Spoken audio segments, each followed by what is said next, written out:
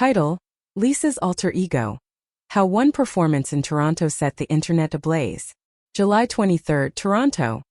The air inside the sold-out Scotiabank Arena felt electric long before the first beat dropped. The city, usually known for its cool cosmopolitan poise, turned feverishly hot as Blackpink took the stage for their ongoing Deadline World Tour. The lights dimmed, the crowd roared, and just like that, the youngest member of the world's biggest girl group stepped into the spotlight, not as a supporting act, but as a commanding force of her own. Lisa. In an era when pop performances increasingly blur the lines between spectacle and statement, Lisa's solo stage in Toronto was not just a set, it was a declaration. Clad in a golden brown bodysuit hugging every curve, paired with a bikini-cut short that seemed to melt into the spotlight, Lisa introduced not just a performance, but a persona. Untamed, unapologetic, and unmistakably hers. Her movements were precise, calculated, yet full of defiant freedom. The crowd's response was instantaneous. A deafening chorus of screams, phones raised high, and fans mouthing every lyric like scripture. From her early days as Blackpink's magnetic magne, Lisa has always carried an effortless blend of sharp rhythm and undeniable charm. But this was something else. This was the birth of an alter ego, the namesake of her debut solo album, and now the anchor of her onstage Metamorphosis. No longer a dancer merely performing choreography, she was storytelling through motion, challenging expectations with every sway of the hips and bend of the spine. While others debated silhouettes and seams, what unfolded on that stage was far beyond fabric. In FXCK Up the World and Thunder, two tracks now etched into the memory of those in attendance, Lisa didn't just perform, she transformed. Sharing the stage with female dancers in an intricate weave of proximity and tension, she sculpted scenes that played with power, intimacy, and ownership. Each moment was deliberate, each glance choreographed like punctuation in a language written by the body. Interestingly, the changes seen in North America's leg of the tour sharply contrasted with performances in Seoul. There, the stages were crisp, controlled, traditional in a sense. But once Lisa crossed the Pacific, her vision evolved. As if Toronto, Chicago, and New York weren't just tour stops, but canvases. From silver bodysuits shimmering like liquid moonlight to barely their fabrics hugging form and muscle, Lisa's evolving wardrobe choices seemed less about shock and more about liberation. At Chicago's earlier concerts on July 12 and 13, she had already dropped jaws with a sleek silhouette draped in nearly translucent material, offering glimpses not for provocation, but to elevate the narrative she wove on stage. And when she chose to switch mid-show into something more concealed yet equally form-fitting, it wasn't a retreat, it was versatility. A masterclass in owning dualities. Some audiences cheered, others whispered, but all watched. And isn't that, in the end, what art does?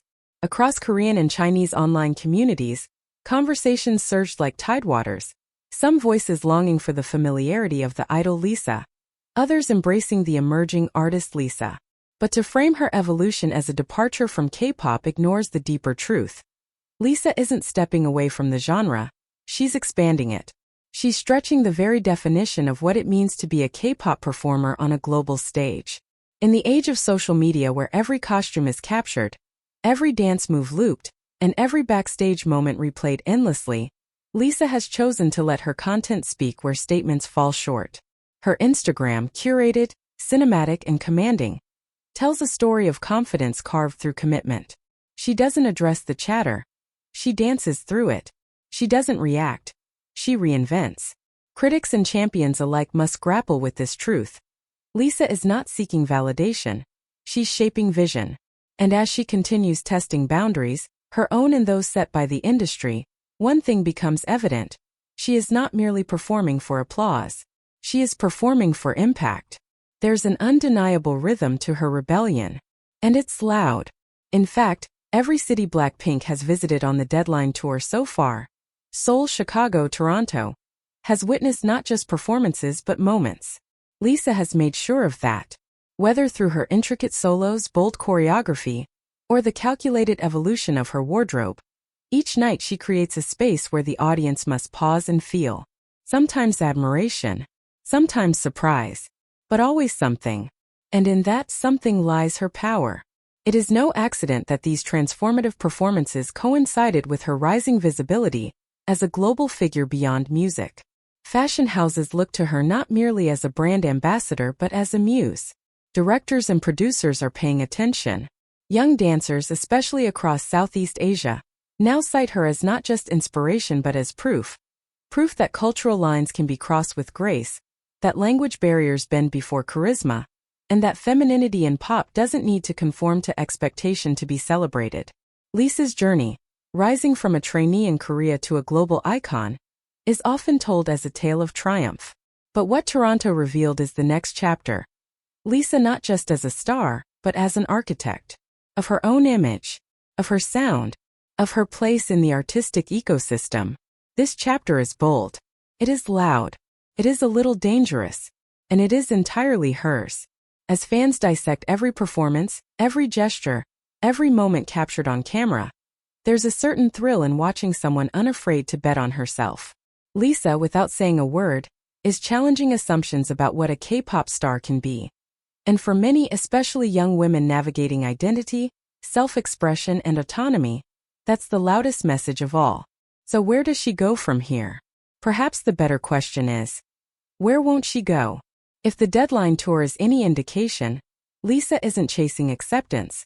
She's blazing paths. The divisions online may remain. The think pieces will multiply. But the legacy she's carving doesn't require universal agreement. It only requires that she remains in motion, in full command of her stage, and her story.